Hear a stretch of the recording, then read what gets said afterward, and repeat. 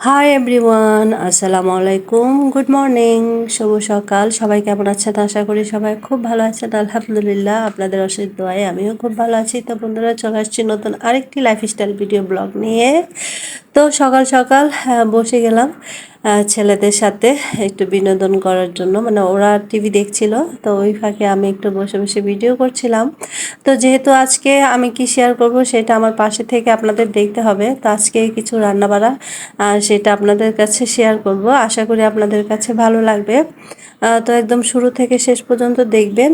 আমি টুকটাক কী রান্না করেছি সেটাই দেখাবো। তো বন্ধুরা চলেন। আর আমার ঈদের ড্রেসগুলো আপনাদের কেমন লেগেছে, যারা আমার ভিডিও ব্লগ দেখেছেন তারা বলতে পারবেন, অবশ্যই জানাবেন। তো গাইস, আমি এই যে 3 কেজি গরুর গোস্ত একসাথে মাখিয়ে বসিয়েছি। তো কিভাবে আমি এই রেসিপিটা তৈরি করছি সেটা আমার কাছে থেকে জেনে নিন, তাহলে অবশ্যই আপনাদের উপকারে আসবে। তো সর্বপ্রথম আমি আমার আন্দাজ মতো দিয়েছি মেবি 2 থেকে 3 চামচ হলুদের পাউডার, তারপরে সে এরকমই দিয়েছি 2 থেকে 4 চামচের মতো হচ্ছে মরিচের পাউডার, আর তারপরে দিয়েছি 3 চামচের মতো ধনিয়ার পাউডার, তারপরে দিয়েছি রাঁধুনি গোস্তের মশলা আন্দাজ মতো, ওইটা একটু বেশি দিয়েছি। প্যাকেটে যা ছিল তার থেকে মনে করেন 5-6 চামচ দিয়ে দিয়েছি। আর হচ্ছে দিয়েছি জিরার পাউডার, আমি আমার আন্দাজ মতো 4-5 চামচ। তারপরে দিয়েছি হচ্ছে আদা রসুন পেস্ট, সেটাও আমি আমার আন্দাজ মতো দিয়েছি।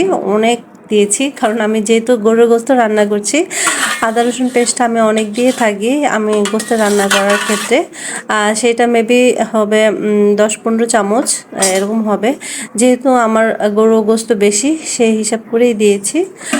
তারপরে দিয়েছি আমি, যেহেতু আদা রসুন একসাথে পেস্ট করি তো একসাথেই দিয়েছি। আর অনেকগুলো দিয়েছি হচ্ছে পেঁয়াজ পেঁয়াজ কুচি।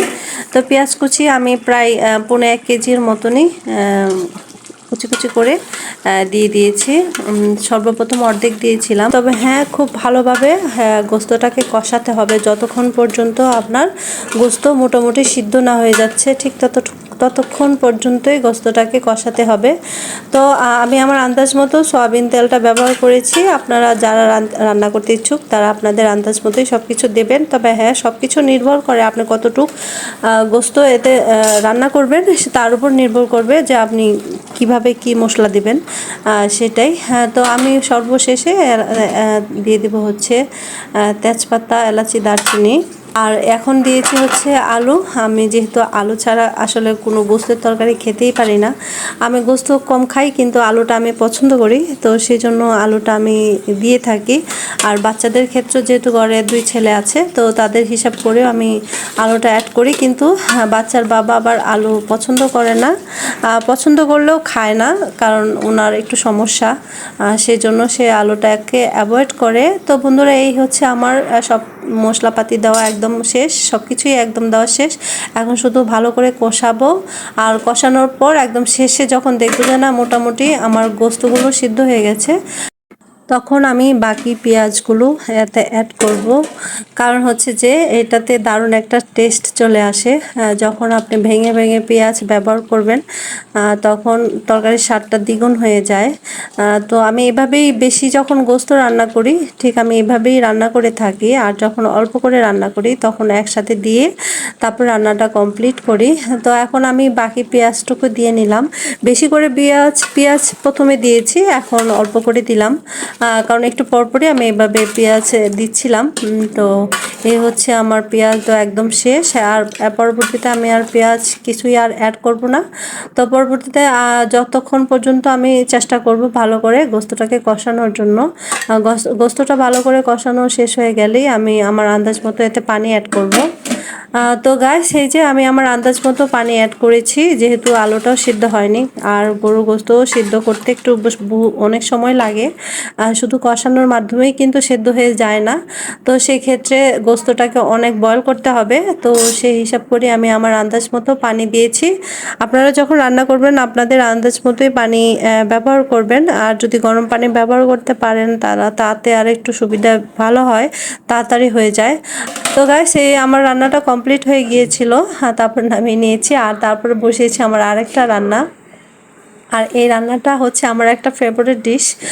আর সেই ডিশগুলো হচ্ছে কি বলে, সাজনা, বরবটি, টমেটো, আলু দিয়ে আর গজার মাছ দিয়ে হচ্ছে একটা তরকারি। আমি সব মশলা দিয়ে তারপরে মশলাটাকে কষিয়ে সবজি দিয়ে দিয়েছি, আর সেই মুহূর্তে ভিডিও শ্যুট করলাম।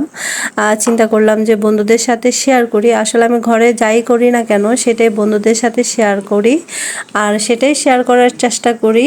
তো বন্ধুরা, আমার যেহেতু মশলাপাতি সব দিয়ে দিয়েছি, তো আমি সবজিটাকে ভালো করে কষাবো। কষানোর পর আমি দিয়ে দেব আমার আন্দাজ মতো একটু পানি। যেহেতু আমি এতে বেশি করে পানি অ্যাড করব না, অল্প করে পানি দিয়েই রান্নাটা কমপ্লিট করব। এই পানিগুলো কষানোর সময় তরকারি থেকে উঠেছে, মানে সবজি থেকে উঠেছে। তো এখন আমি দিয়ে দিচ্ছি হচ্ছে মাছ, যে মাছগুলো দিয়ে আমি রান্না করব সেগুলো। তো বন্ধুরা, আজকের ভিডিও দেখে যদি আপনাদের একটু ভালো লেগে থাকে তাহলে অবশ্যই আমার ভিডিওটিতে একটি লাইক দিয়ে দিবেন, আর বেশি বেশি করে শেয়ার করবেন, আর আমার চ্যানেলটাকে সাবস্ক্রাইব করে আমার পাশে থাকবেন। এটাই সবসময় বলবো, যতদিন পর্যন্ত আমার বন্ধুরা থাকবে ততদিন পর্যন্ত আমি আমি এই কথাটা বলে যাব। আর যতদিন আমি আমার ইউটিউব জার্নিতে আছি, হ্যাঁ, ততদিনও আমার মুখ থেকে এই কথাটাই বের হবে যে বেশি বেশি করে আমার চ্যানেলটাকে শেয়ার করবেন। আর যারা আমার চ্যানেলকে সাবস্ক্রাইব করেছেন তাদেরকে জানাই অসংখ্য ধন্যবাদ, আর যারা করেননি তারা অবশ্যই অবশ্যই করে আমার বন্ধু হয়ে থাকবেন, আমি এটাই আশা করব। তো বন্ধুরা, আমার নতুন আরেকটি চ্যানেল আছে, সেই চ্যানেলের নাম হচ্ছে রিনাস নেস্ট ইউটিউব চ্যানেল। আপনারা অবশ্যই সেই চ্যানেলেও ঘুরে আসবেন। আমি আমার এই ভিডিও ডিসক্রিপশন বক্সে সেই চ্যানেলের লিঙ্কটা দিয়ে দেব। আপনারা অবশ্যই অবশ্যই ঘুরে আসবেন। যদি সেই চ্যানেলের ভিডিও দেখেও আপনাদের ভালো লাগে বা মনে হয় যে না, আপার চ্যানেলটাকে সাবস্ক্রাইব করে পাশে থাকা দরকার, তাহলে অবশ্যই সাবস্ক্রাইব করে দিবেন, আমি খুশি হব। তো বন্ধুরা, আজকের কি বলবো, আমার আজকে দুপুরের মেনু হচ্ছে এই সজনা দিয়ে, বরবটি দিয়ে, মাছ দিয়ে একটা দারুণ রেসিপি, আর হচ্ছে গরুর গোশতের তরকারি। সেটাই যদি ভালো লেগে থাকে তো অবশ্যই অবশ্যই আমার এই ভিডিওটিতে লাইক দিবেন। এই বলে আমি আমার আজকের ভিডিওতে থেকে বিদায় নিব। আবার আসবো নতুন করে, নতুন আরেকটি লাইফস্টাইল ভিডিও ব্লগ নিয়ে। আপনারা সবসময় ছায়ার মতো পাশে থাকবেন, সাপোর্ট দিবেন, এটাই আশা করব। তবে আমার তরকারিটা খুব ইয়াম্মি এবং সুস্বাদু দেখতে লাগছে। কার কাছে কেমন লাগছে জানি না, আমার কাছে দারুণ লেগেছে। তো সবাই ভালো থাকেন, সুস্থ থাকেন, এই বলে বিদায় নিলাম। আসসালামু আলাইকুম, আল্লাহ হাফেজ।